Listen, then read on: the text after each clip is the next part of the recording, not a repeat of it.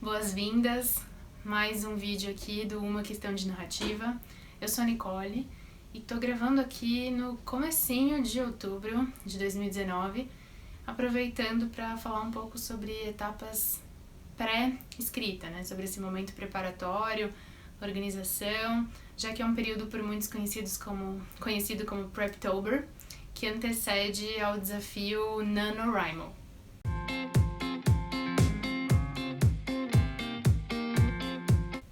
O NaNoWriMo, para quem está chegando agora aqui no canal ou não prestou muita atenção em vídeos anteriores, é uma abreviação para National Novel Writing Month, que é um desafio que convida a todos os aspirantes a escritores profissionais, pessoas que só têm curiosidade ou estão com tempo livre, a escreverem um romance literário, 50 mil palavras, ao longo do mês de novembro.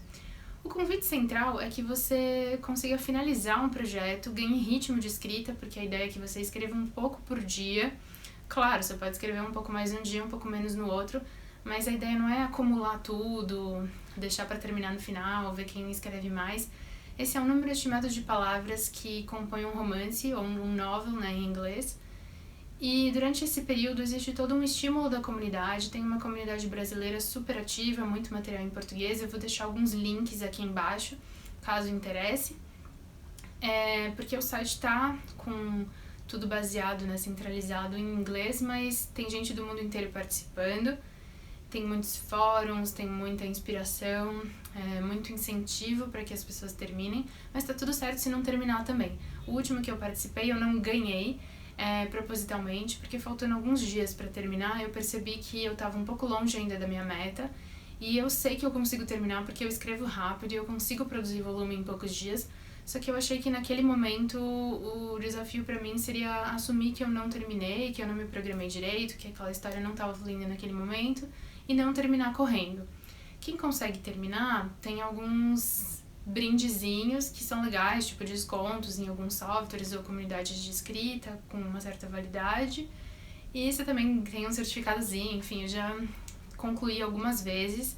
Teve uma época que você podia imprimir uma prova do seu próprio livro, eu tenho 2, gratuitamente, pagando só o frete.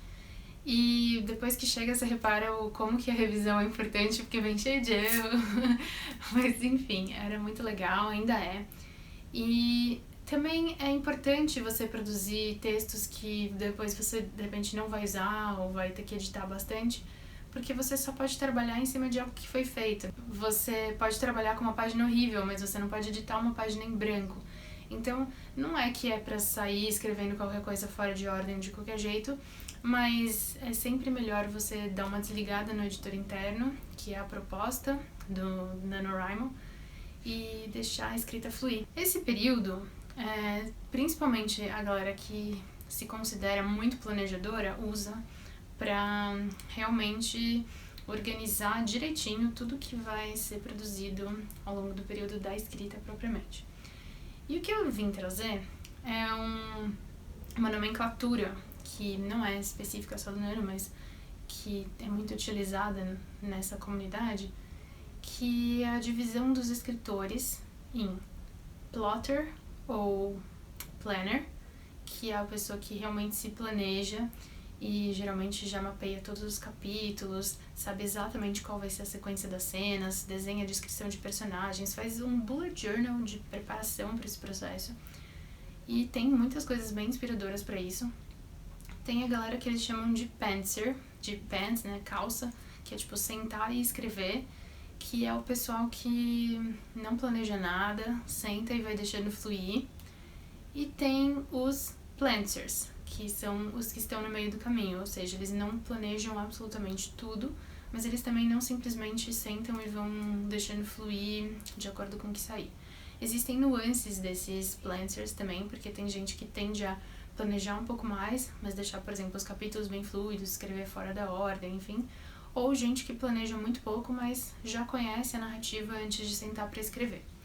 Eu me encaixo muito nesse modelo de plantser, e foi uma coisa que eu fui desenvolvendo ao longo de vários nanos e outras experiências mas principalmente no desenvolvimento da novela literária que eu tô publicando agora, né, que deve sair ainda esse semestre, eu percebi o como que esse processo de planejar muito antes de escrever me atrapalha. Eu já conversei com gente que não consegue sentar para escrever se não tiver as coisas muito mapeadas. E eu achei que para que eu pudesse desenvolver uma narrativa que fosse mais fechadinha, para poder ser publicada, para não ter que fazer 500 revisões e enviar para o pessoal com tudo zoado, seria interessante para mim mapear muito bem. Eu queria colocar um pouco de conteúdo que embasa o que eu trabalho na narrativa, né, que são questões do tempo cíclico. E eu fiquei semanas em cima desse planejamento. Eu sentava, fazia, eu organizava, eu refazia, eu botava post-it, porque para roteiro audiovisual, para mim, flui muito bem essa parte de fazer uma escaleta. Só que nesse processo ele me travou. Eu fiquei semanas e aí uma hora eu falei, quer saber? Eu vou escrever um capítulo que eu já sei como é, que eu já tô sentindo como que os personagens se comportam, e aí eu vou conseguir me conectar de volta com a narrativa, porque tava ficando muito técnico pra mim, só trabalhar com o planejamento. E aí a partir daquele momento eu consegui criar um fluxo no qual eu já sabia o final da minha história, quais eram as etapas importantes, o que era o clímax, já conhecia muito bem os personagens, já tinha toda a dinâmica, só que eu não tinha capítulo por capítulo qual era a ordem. E eu escrevi sem ter isso, eu fui criando alguns, aí depois que eu terminei eu tive que adicionar mais um, porque ficou faltando uma ponte entre algumas partes, e tive que remover também parágrafos inteiros e algumas sequências, mas nesse esquema me ajudou. E acabou que foi mais fácil pra mim conseguir organizar depois a ordem dos capítulos, porque eu já sabia como a história funcionava, do que ficar seguindo o meu planejamento ipsis literis. E de fato, hoje, vendo a sequência que eu tinha colocado dos capítulos e o como eles ficaram no final, mudou um tanto de coisa, assim. Alguns capítulos não foram escritos da forma como eu tinha colocado, algumas coisas foram acrescentadas depois, porque eu só consigo ter o flow da história depois que eu realmente coloco as coisas no papel e me conecto com os personagens. Mas é claro que não é todo escritor que tem esse ritmo e que tem esse processo. E também eu já tive experiências de NaNoWriMo que eu fiz mais pelo desafio, que eu não tinha toda essa conexão com os personagens, não sabia exatamente qual era o final, e aí a história nunca terminou, eu geralmente esqueço que eu escrevi e eu nem sei o que fazer com aquilo porque tá bem desorganizado mesmo. Mas em geral, quando eu já tenho uma noção mental mesmo, de anotações não muito organizadas do pra onde essa história vai e o que ela tá contando, não funciona muito planejar demais. E aí eu acho que é um senso de cada um, assim, entender qual que é o seu ritmo. Eu vou deixar aqui embaixo também link de alguns métodos de planejamento e desenvolvimento narrativo.